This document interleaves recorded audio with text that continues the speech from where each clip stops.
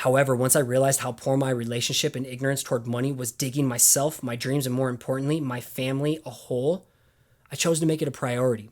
I used to say I don't have time to learn about the stock market or crypto or this or that, when really what I was saying is like getting my money right isn't a priority. The Side Hustler's Perspective podcast is fuel for your mind and creative grind. Each week, we break down the art of healthy hustling, getting out of your own way, and growing your creative business. What's going on? You're listening to episode 227 of the Side Hustler's Perspective podcast. Yes, again, a new title with a big name change behind it for a good reason. So I recommend going back to episode 225 for the full scope of everything going on here. But I'm your host, Coach Scotty.D.Russell, and my mission is to put you in a position to turn your side hustle into your main hustle. I guess that just summarized what this podcast is about, the Side Hustler's Perspective podcast. That's why this exists. That's why I do what I do. And you can follow along with my latest art, design, and tips on mindset, motivation, and marketing on Instagram at Coach Scotty.D.Russell, and all things podcast at Side Hustler's Perspective. Final announcement here. This is a big one. A lot of sense of urgency to this, but we're in the final days of the worldwide public enrollment week for round 5 of the Fall Side Hustlers Coaching Program. You can learn more and apply now at sidehustlerscoaching.com before the application window closes this Sunday, September 5th at midnight Eastern Time. This is a customized 12-week program for 10 students who want to tap into the next level of clarity, confidence, community, and accountability within their creative side hustle. And we get to work September 13th through December 5th. So this is approaching quickly. Past students have found massive success in charging higher rates, landing dream clients, getting massive raises at their day job, and even taking the self-employed leap. If you're fed up with where you're at in your creative pursuits and ready to do something about it, do not sleep on this opportunity to apply. Again, you can learn more about the program, hear more about student success stories that could relate to you, and apply for the remaining spots over at sidehustlerscoaching.com. And quick note, if you're hearing this in the future, the same link, sidehustlerscoaching.com, will take you to the waitlist to join for an upcoming spring or fall session. So today's overview. We're going to close up shop on this 3-part side hustle to main hustle series. Again, if you haven't yet, go back and listen to part 1, episode 225 about rewiring your mind to win, and then part 2, episode 226, get your money right. So for some quick context, in part 2, I lead off with a simple 5-step system for getting your money right. This is step 1, set up your budget. Step 2, spend less than you make. Step 3, get out of debt. Step 4, save up a rainy day fund. And step 5, invest in wealth generating assets. And I'm going to keep rolling with this. You're going to hear my little baby kitty in the background, Junebug, just meowing away. But we continue to go with this, all right? So last episode, part 2, focused on steps 1 through 3 on where to get started budgeting, spending, and getting out of debt. I really want to stress the importance of getting out of debt first and controlling your money habits before you set your sights on what we discussed today. I promise, trust me on this. Today, we'll tackle steps 4 and 5, getting started saving and investing.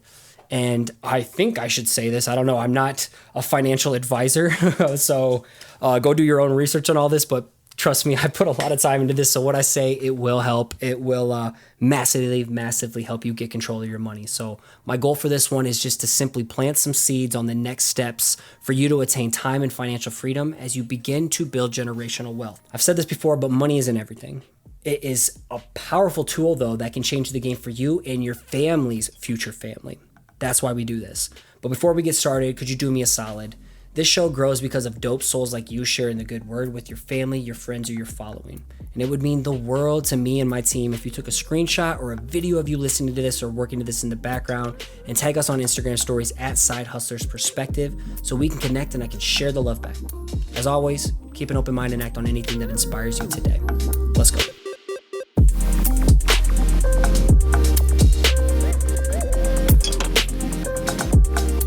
Let's lead off today by just talking about saving your cheddar.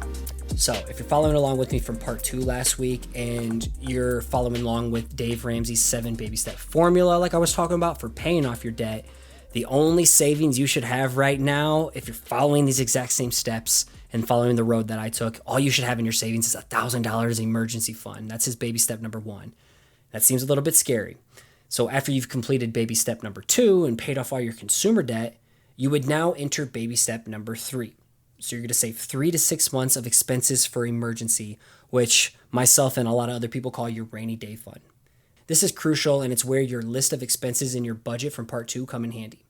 If your goal is to plan your escape from the day job, I highly recommend having 2 rainy day funds built up. So number 1, have a rainy day fund that will cover all your main living expenses for 3 to 6 months. Mortgage, food, gas, all of that. Number 2, have one built up that covers all your side hustle expenses, your Adobe, your hosting, cloud storage, etc. Having your money separated into life and then business is going to provide way more control over both worlds that you operate within, and then it's going to simplify the process during tax season, like massively, radically simplify this process. So let me talk about this concept of paying yourself first. Aside from hustling and generating side income to build up your rainy day fund, which again, I have a powerful episode on this, episode 184, 30 plus ways to make side hustle money that you can reference. All right, that's going to be in the show notes. Another powerful tip to save money is from the book Profit First, also in the show notes, in which you literally just pay yourself first. So whenever you do your taxes, let me set the scenario for you. They're going to break down your net earnings, aka your profit, which is your gross income minus your expenses equals your net profit. And not everyone gets a tax return for overpaying annually or quarterly estimated income taxes. Often you're like, get done with your tax appointment. You're like, hey, here's your net profit, and you're just like, well, I don't have any money in the bank. Like, where the hell is this leftover net profit you speak of? And somehow that net profit that you're left with at the end that's not there, it mysteriously gets spread across expenses throughout the year or spending if you don't have your budgets, you don't have your expenses listed out. So it just vanishes mysteriously. It's because you're not in track of your money. You then find yourself with a big old goose egg in the profit column. So like you pay Uncle Sam or wherever you pay your taxes at, and you're left over with nothing. Supposedly you're profitable, but you don't have any cheddar to like do anything with. This all changes now, especially now that you're out of debt if you followed last week's episode. So now moving forward, anytime you get paid, before you take out your 30 to 40% out for taxes, your federal, your state, pay yourself a part of the cut first.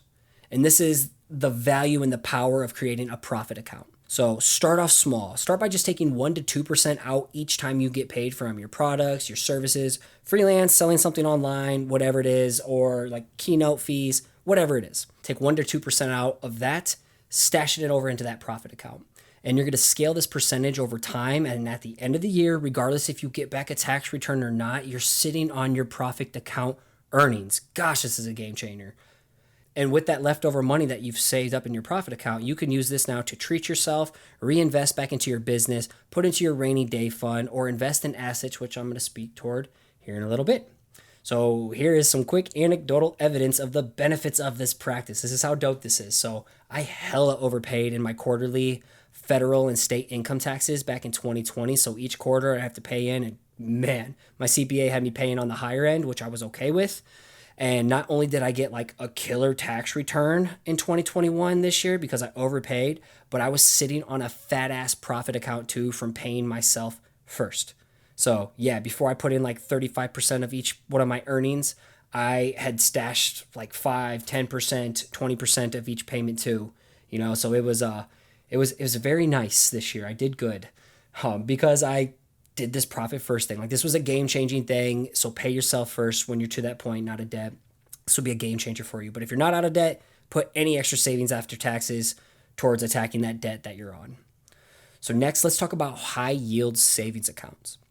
It's important to note that you should do some research and find the best option to park your rainy day fund so you can generate some sort of yield on it and something that is like accessible and liquid, aka where you can easily get your money out and say you do have that emergency.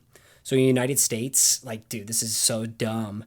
And why this has changed over the years, it's just so dumb. The average interest rate for a checking account to grow your money is 0.03%. The average savings account, which you would park your money, is 0.06%. And the average money market account is a little bit better, 0.09%. And I think my bank or the local banks around here are like 0.015 maybe. So basically what I'm trying to say here is that you're not getting shit in terms of earning interest on your money by parking it in a traditional bank or a credit union. And with the rate of inflation, I'm going to put on my nerdy glasses here, with the rate of inflation, like this is an average of 2 to 3% each year over time. And more recently this year, post pandemic, well, now we're kind of using this whole, or going through this whole Delta stuff now too. But more recently, the CPI of this past year, which is the Consumer Price Index, reported that 5.9% was the most recent inflation. And then Powell, who is up in charge of all of our money, he basically said that this data isn't even fully accurate and that it's most likely higher than 5.9% of inflation. So go back to that stat of 0.03, 0.06, 0.09 is the rate your money is growing, but yet we just dealt with 5.9% minimum of inflation this last year. Like your money is massively and rapidly losing purchasing power. So say you had like $100 in your savings last year and now it has the purchasing power of like $90. Okay, that's why shit is so expensive around you. That's why lumber's going up, copper's going up, your groceries are going up because of this inflation. So here are two options to passively grow your money. And just know the higher the yield that you'll get in return just means the higher the risk. So option one, this is the majority of what people will do. They'll get a higher average interest rate, currently ranging from like 0.4 to 0.6, which is way better than the 0.0 something from member FDIC institutions like Marcus Goldman Sachs, Sallie Mae, Ally, Capital One, Citibank, etc. The pros are that you'll get a somewhat higher yield and that your money is going to be insured up to a specific amount. So, which is good. You can sleep good at night, rest easy, knowing that your money's safe and that it's kind of growing. But the cons are that the yield that you're getting is still far below the rate of inflation. So if stuff at a minimum is going up 2 to 3% each year, or this last year almost 6%, and you're only getting 0.4 or 5 or 0.6% on your money in a savings account, like you're rapidly still losing purchasing power. Your dollars are worth less. That army of dollar bills can't make as many moves as you'd like in order to build wealth. So here's option number two. Stick with me here. Keep an open mind on this because the future that's coming our way is decentralized finance, aka DeFi. And I swear I've put hours and hours and hours and hours of research into this world. So decentralized finance, basically what I'm saying is this leverages the world of cryptocurrency. Lending platforms like BlockFi, Celsius, Crypto.com, Nexo, Voyager, Cake DeFi, or even exchanges like Coinbase, Binance, Gemini, etc. are starting to offer higher yields for staking your crypto assets with them. So also I should note like things like PayPal and, oh my gosh, someone else was just in the news recently, Robinhood are starting to look into this decentralized finance. So if you're parking money through like PayPal, which everybody knows, you can stake your money and earn a higher yield there with your dollar bills versus parking in the bank. So just know like this is coming. Don't think I'm crazy. This shit is coming. It's being massively adopted every day, and I'm bringing it to you like super early in the game to see if it catches your interest or not. So here's how I'm doing this right now. What I'm currently doing is I've converted our rainy day fund cash balance of 3 to 6 months of expenses, like we're not touching it. I converted this into a stable coin called USDC. It's a crypto asset pegged to a US dollar through the Winklevoss brothers, the twins who originally created Facebook, and yeah, through their exchange called Gemini, and it's also backed by like Circle. So big time institution. So there's a lot of credibility for the USDC. I then park this USDC stable coin pegged to the dollar. So say I have $30,000 in my rainy day fund and I converted that to 30,000 USDC. It's pegged to the dollar. I would then park this $30,000 into platforms like BlockFi and Celsius, so what I currently use, and I can get monthly kickback dividends or interest rate yields back through BlockFi. I get that monthly at the end of the month, and then I get the weekly compounding interest rate returns from Celsius. So I can get up to 7.5%, up to 8.8% back on my money, my USDC, through BlockFi and Celsius. So I will have links to those. They are links where if you sign up, I get a bonus and you get a bonus as well. So it's a win-win. But the pros are that my parked money is growing and compounding far past the rate of inflation. So 5.9 CPI this last year, I'm growing my money 7.5 to 8.8%. Like, the cons. Here's the cons. There are some cons. The cons are that DeFi, decentralized finance, doesn't have the same regulations and FDIC insurance yet as the traditional banks. So there is more risk on top of a small learning curve how to use these platforms, but I'm young and in a position where I can take more educated risks with my investments. I've done research, I've done heavy research in my due diligence on these platforms, the teams, the big money investors that are backing it. Like these, it would be career suicide for these big money backing institutions that we all know of to invest in these platforms only for them to like be massively hacked. Like there's a lot of storage and safety that it goes along. So I believe my stuff is still safe. So there is that risk, but it's very minor in my opinion. Regardless of what you do, don't park your money in a rainy day fund in a normal bank or credit union. All right, just don't do that. Please. There's other options out there. Even if you're like using Ally or Citibank, you can get like 0.4%, whatever it is. All I'm saying is just find a way to grow your damn money that's a rainy day fund that you don't need to touch right now because it's going to lose purchasing power every day. That's all I'm getting at. So it's our way to like hedge against inflation. Let's start talking about investing in wealth building assets. So now that you've got your budget, you got your spending in control, you're getting your ass out of debt, you now have your rainy day fund built up. Now we can start talking about investing in wealth building assets. So after you get that savings built up, I want you to pour all your focus into investing into assets instead of stashing more savings in a bank. Unless you're doing like the route that I talked about, option number 2 in these lending platforms via cryptocurrency base. So or in case you need to like save up for specific purchases that you don't want to finance, like a wedding or vacation, then continue to like save up for those.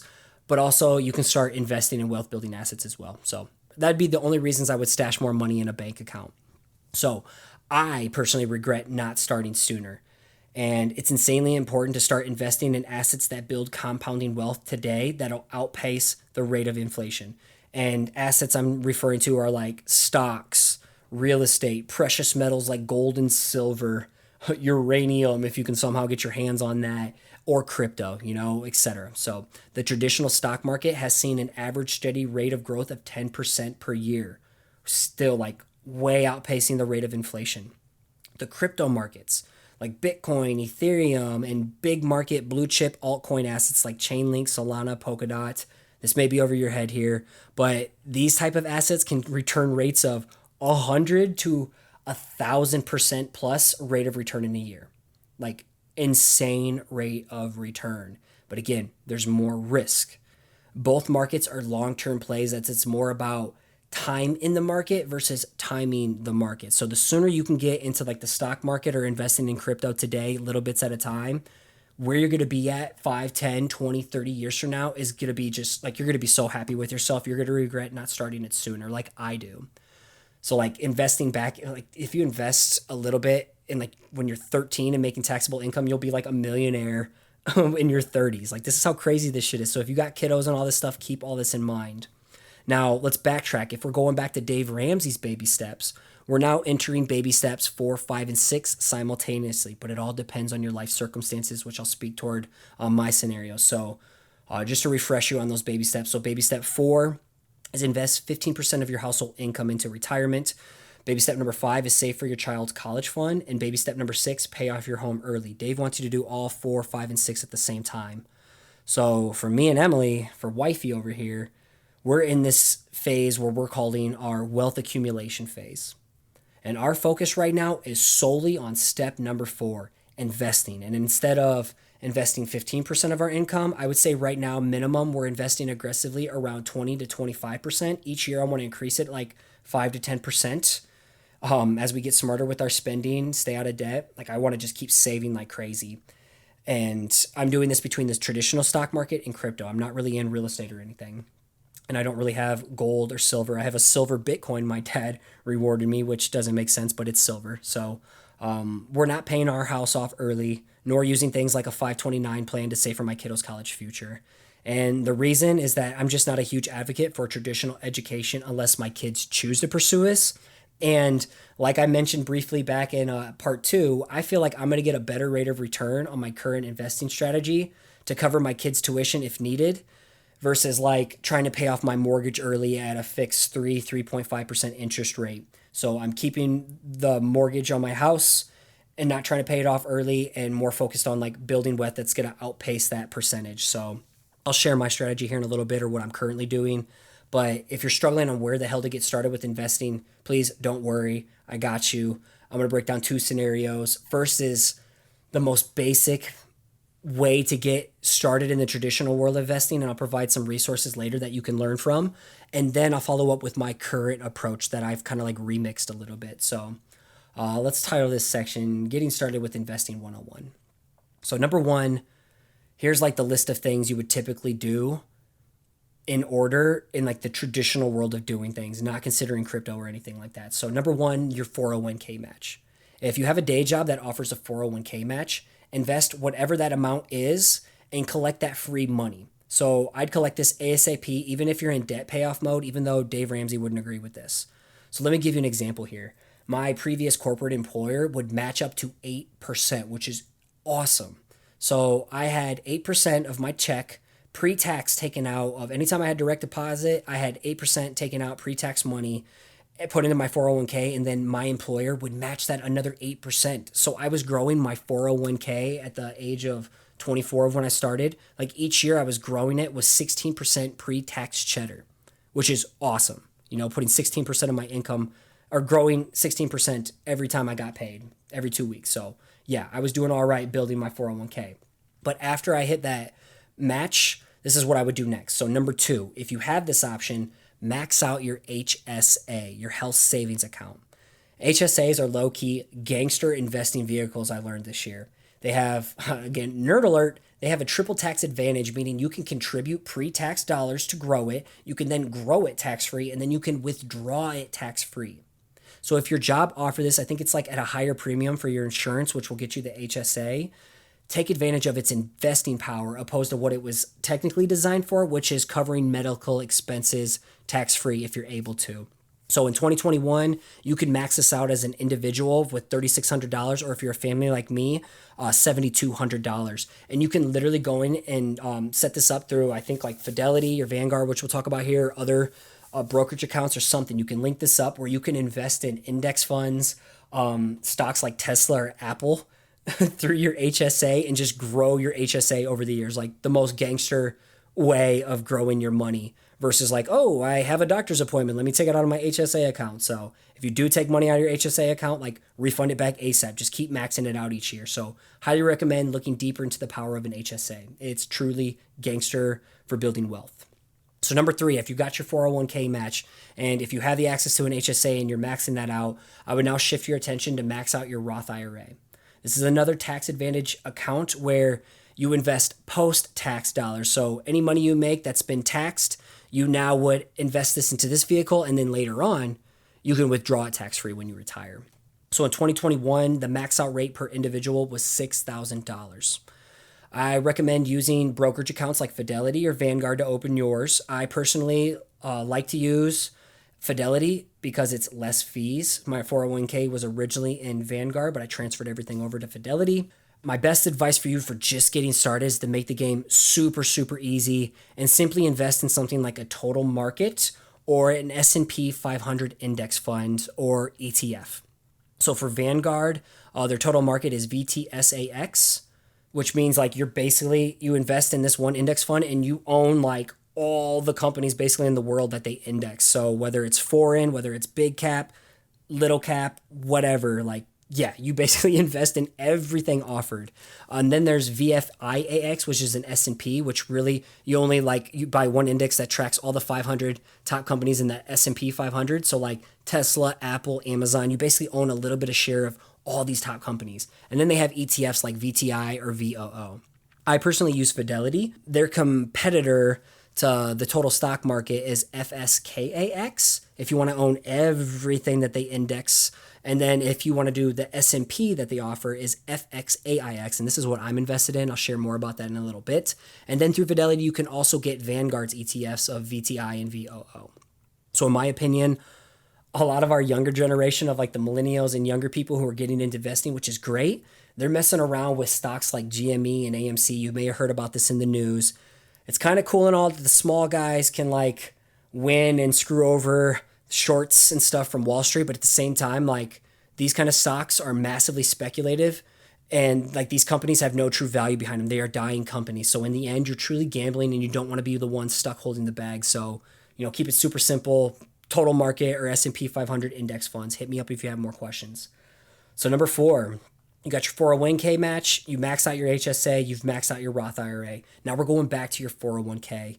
So this again is the traditional scenario where people get involved in, and now you would just start maxing out your 401k. I don't remember how much it was. I forgot to write that in here, but gosh, maybe it's like 30, 40,000, my guess. But yeah, turn your sights to that to start maxing it out. So this is that traditional system that most of these books and stuff will teach you. But let me tell you about this current investing strategy I have and some of the tweaks that I do in this more modern digital era of investing that I'm into, an alternative method. So I personally am dead set on, 1, becoming a millionaire in both the crypto market and the stock market. I'll probably become a crypto millionaire first and then the stock market later. I am dead set on achieving FIRE, which means financially independence and retiring early. And to build on that, I am dead set on allowing my wife and myself to retire early because of FIRE if we choose to. I love what I do. I love coaching. I don't expect to retire anytime soon. So maybe wifey will, but I fucking am not. I love the podcast and I love coaching. That's what I'm meant to do. I'm dead set on changing my family tree by creating generational wealth. Nobody in my family comes from money or really was educated in money. That's not their fault. It's just the system and the environment that they grew up in. And so I am breaking away. That's why I'm sharing this with you so you can break away from the cycle too. And I want to change my family wealth by creating this generational wealth so my family's family is all set up because of the hard work I invested now. I'm also dead set on being in a position where I can just generously donate and invest in others and causes that I believe in because I got all this extra cheddar and what do they call it? Anthropology? I don't know. I want to be like a good human and help a lot of people and do a lot of good with money. That's why I like money. That's why I love to talk about money and stack cheddar and grow my bank account and buy crypto is because I know I can do a lot of good in this lifetime with the wealth that I build. So that's why I'm about this life. So here's my current setup. So number 1, I have my rollover 401k from my previous employer. So I wish I would have done this sooner, but at the end, all my 401k was originally in Vanguard. And so at the end, like I a year and a half later, after getting let go from my job unexpectedly, like my 401k was just sitting there, just passively growing, but I wasn't adding anything into it. And finally this year I got my shit together and I transferred my 401k. This is called a rollover 401k now from my previous brokerage account now into Fidelity. And I don't put new money in this. I just have my money to play in that I grew over with my day job. And so within my 401k currently, my assets include FXAIX, that's the ticker for the S&P 500 index fund, where I own like all the top 500 companies that are tracked on this. And then I also individually own stocks in Apple because I'm a huge Apple fan. I like what they do. They kick back a dividend for shareholders. I have all these Apple products. If I have all these Apple products, I might as well own Apple. And then I'm in Tesla though, because like Elon Musk and everything and the energy savings and the innovative technology they got going on. Plus they're invested into Bitcoin. So like, dude, they can boom. Yeah. So I'm big into Tesla. Number 2. So after my rollover 401k, I have Roth IRA set up for both wifey and I that I manage. And our assets include FREL, which is a total market REIT, which is a real estate investment trust. A whole other thing there. I'm actually probably going to flip this and just get more Tesla within this account. But also in our Roth IRAs, I have FXAIX, again, which is that S&P 500 index fund. So I just own a little piece of all the top 500 companies. Next, number 3, I have UTMAs for both kiddos. A whole nother world there. You can go look it up. But basically, I put all monetary gifts here. So say my daughter gets $100 for her birthday from everybody attending her birthday. I will put that money. We'll actually match $100 from my son as well. So we deposit both $100 into both their UTMA accounts. And then I just invest in FXAIX, the S&P 500 index fund for them in both of those. So yeah, we like match. Anytime our children get monetary gifts from anyone, $25 here, Christmas they get this, we will match it between the two of them and I'll go and invest it. So eventually I'll create children's Roth IRAs for them as we get creative and find ways to generate taxable income for them. So like say my kids get a lemonade stand mowing, I'm going to make it require like, yo, I'm taking 50% out of your cut. I will match you 50% of what you made $5 today. Well, $250 you got to invest and I'll match a $250 with you. So yeah, and then my children's are like, I want my children to be millionaires when they're 30. Like that's what this is about here too. So, and then finally, so number 1, rollover 401k. Number 2, Roth IRAs for wifey and I. Number 3, UTMAs for both kiddos, as opposed to 529s for education. Number 4, my crypto portfolio. Like I am a heavy crypto junkie. If I wasn't doing coaching and podcasting and stuff full time in this creative community, I'd be doing something in the world of crypto.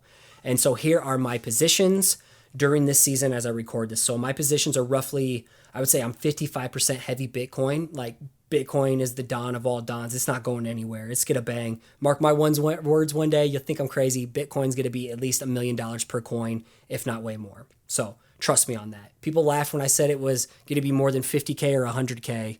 They made fun of me in 2017 and it hit 65K as of recently in 2021 with its all-time high, and it's going to go well over 100K soon. So next, Bitcoin's 55%, then Ethereum would be 30%. So this is a platform where you can build technology on. Think of like the iPhone store as Ethereum, and then everybody can build apps on the iPhone store. So Ethereum is technology based. Bitcoin's more store of value, in my opinion.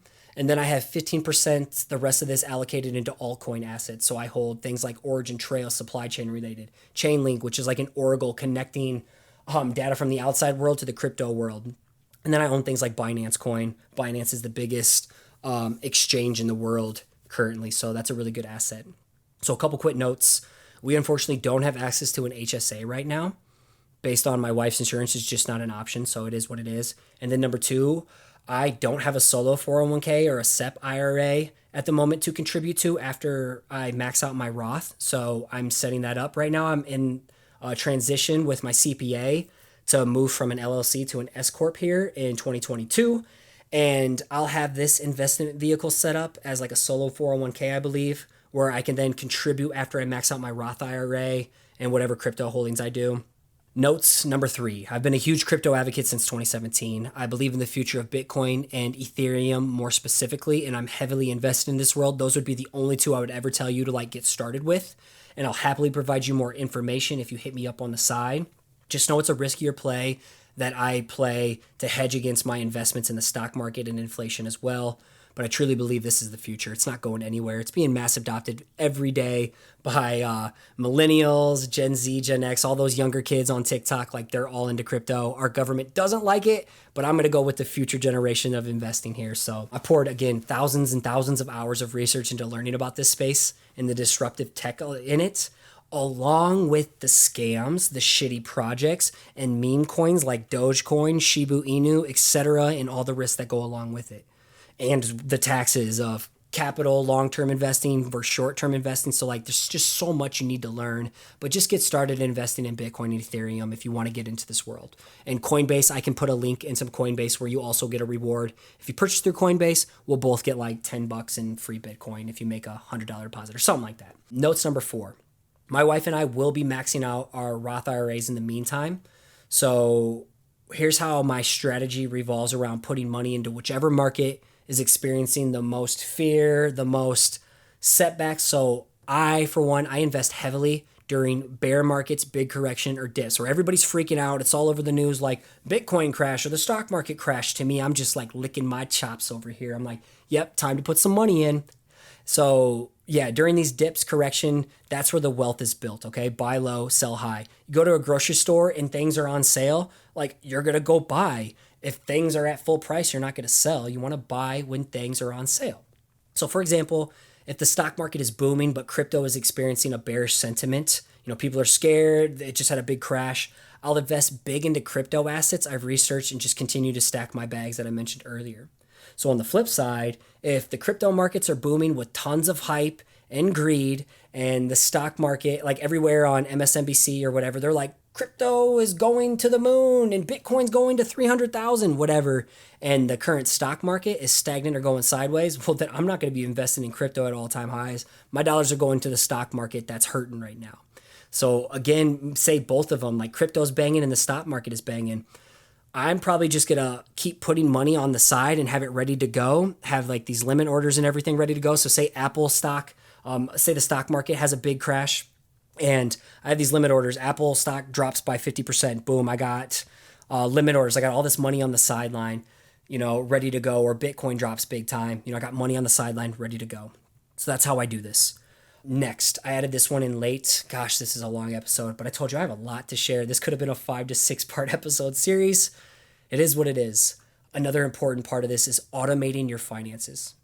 So some true gangster shit is automating your finances so your money is going to work behind the scenes. Most of us put our debts, our student loans and all that stuff, credit card payments on auto pay, as sometimes you even get an interest percentage discount. Like, hey, instead of getting 3.5%, you're only paying 3% because you're on auto pay. But you can also automate how your money is dispersed as well as invested, which is so dope. So here are 2 options to keep in mind when you're at this level. So number 1, direct deposit disbursing.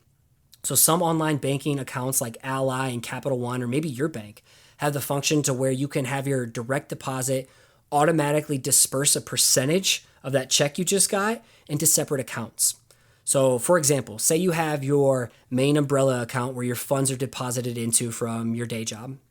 Then imagine you have sub-accounts like savings for a new home. You have an account for investing. You have an account for fun money like shopping and entertainment. You have an account for profit. You have an account for taxes.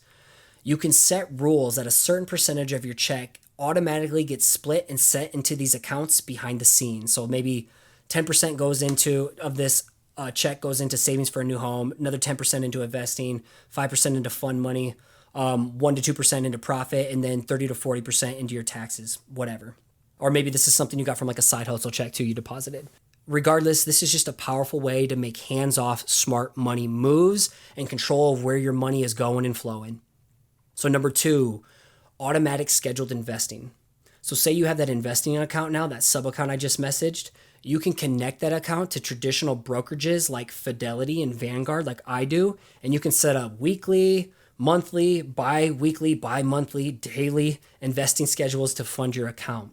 You can even take that a step further and you can have it set up to where it automatically deposits money and invest in said index funds like I mentioned earlier, the S&P 500, FXAIX, or a stock like Tesla of your choosing. The same goes with crypto exchanges, something like Coinbase I'm a big fan of, Coinbase Pro if you're a power user. You can have an automatic investing schedule going on behind the scenes where you're constantly just dollar cost averaging and not trying to time the market. So say like every week you just put $50 into Bitcoin, you don't even pay attention, it's just going, regardless if it's high, regardless if it's low, because over time it's all about time in the market, not timing the market. So think of both of these scenarios as like you'd never see the money that is automatically taken out of your check to fund your 401k. Like just think of that money's already just taken care of. You don't see it, you don't touch it. It's just going out and doing work for you. So if you budget for these things, then you'll never feel the friction and you now are creating a wealth building vehicle that's just set on autopilot mode. Like how dope is that? Okay, let's summarize this all. Okay, this is going a lot longer than I thought. So I know what I shared today may be over your head or something that totally disinterests you. That's fine. I get that. As talking about money and investing was never an interest of mine and it always bored me. It bores my wife. It bores a lot of my friends. It bores my parents a little bit too. But at the same time, like this is important. However, once I realized how poor my relationship and ignorance toward money was digging myself, my dreams, and more importantly, my family a hole, I chose to make it a priority. I used to say I don't have time to learn about the stock market or crypto or this or that, when really what I was saying is like getting my money right isn't a priority. No one's going to make getting your money right a priority for you. Hiring a financial advisor is cool and all, but make sure they're a fiduciary, meaning they're legally required to have your best interest in mind instead of over here fucking you over.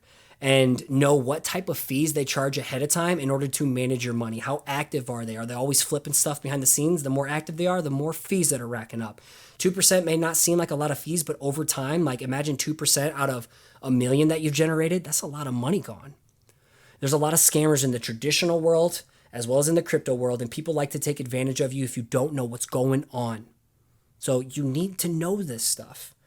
And to end this with some action steps, let me share 3 fantastic books I highly recommend you reading to gain financial literacy, improve your relationship with money, and build some wealth with. So number one, read these in these order. Number one, I Will Teach You to Be Rich by Ramit Sethi. There's a second updated version because like bank accounts and high yield savings accounts used to be a lot higher for traditional banking and they're not now. So he has an edited version. Number two, absolute game changer book right here, The Simple Path to Wealth by J.L. Collins. I was gifted this by my friend Danielle Wolf, who is Steve Wolf Design's wife. She's hardcore into money too, very inspiring. And I didn't read this until like a year later after she gifted it to me, and so regretted not doing it sooner.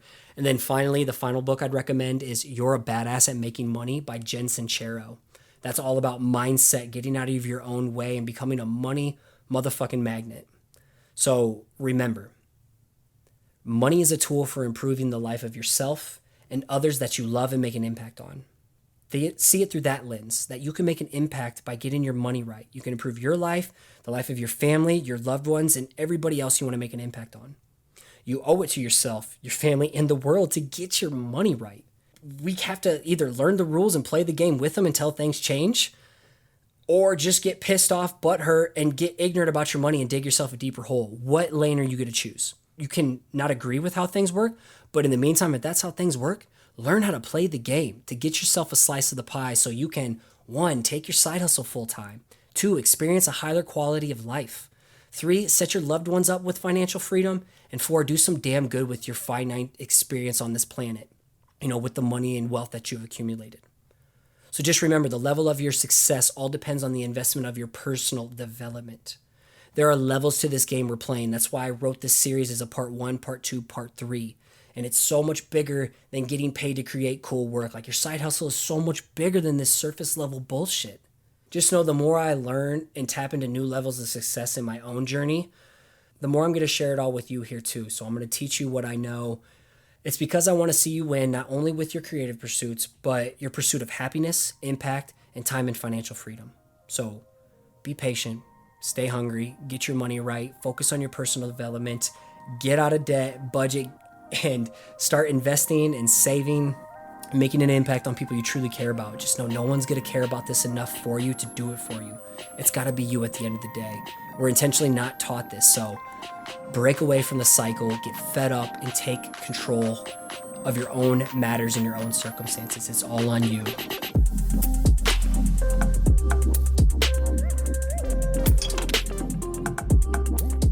All right, fam, there you have it. We just completed the Side Hustle to Main Hustle series. It's come to a close. Did you find this helpful at all?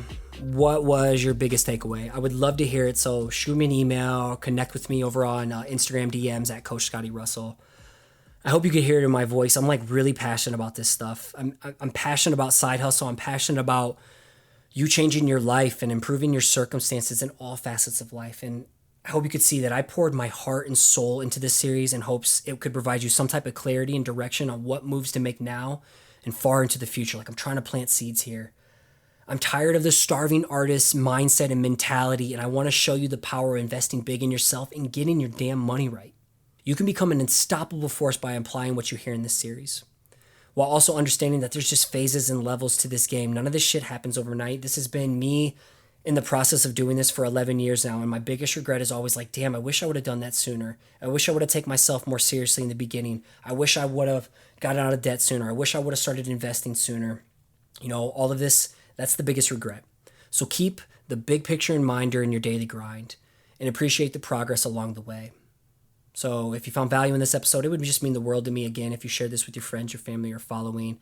And if there's something you wish I would have gone deeper on in this series, like this by far takes the cake of my longest series. This is the longest solo episode. It's about the length of a interview. God damn, my Anya, my editor, is going to be very shocked when she sees this one. But if there's something you wish I would have gone deeper on or you want to see me talk about in a future episode, just let me know. I would love to be of service to you in this area as I talk more about money on this podcast moving forward. And one final thing, you can read today's episode 227 in the form of a blog post containing all links and references in the show notes within your current podcast listening app. So as I sign off, finally, big shout out to podcast editor Anya Brennan for just handling the heavy load on this one. Executive assistant Paige Garland for proofreading and reading these long ass blog posts that now are like scripts. Video specialist Colton Bacher, he had it easy this time around. Social media coordinator Hannah Schick and Nick Jenkins of Bluka. And thanks for listening and celebrating this 5 years kickoff series to celebrate this in the new season that we're going in the podcast. I could not do this without you. So I encourage you to keep showing up, keep putting in the work, and keep creating. You got this.